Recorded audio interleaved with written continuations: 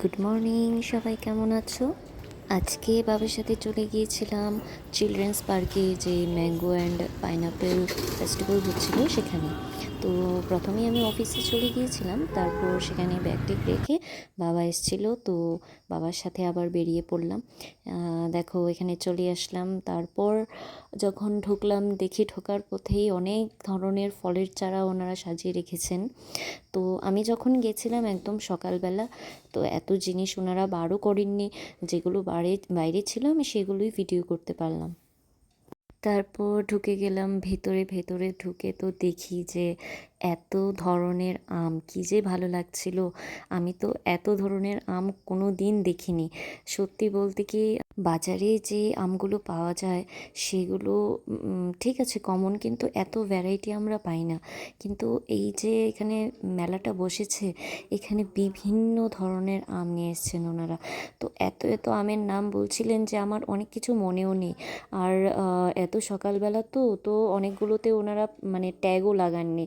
অনেকগুলো আমের সামনে দেখছিলাম যে নামের ট্যাগ আছে, কিন্তু কিছু কিছু আমের সামনে তো নামের ট্যাগই নেই। তো তারপর আমরা একটা দোকানের সামনে চলে গেলাম।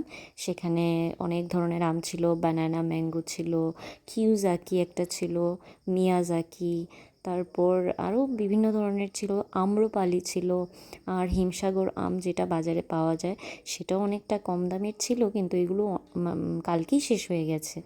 আমরা আজকে গিয়ে আম্রপালি নিয়েছিলাম আর শিয়াংমাই নিয়েছি।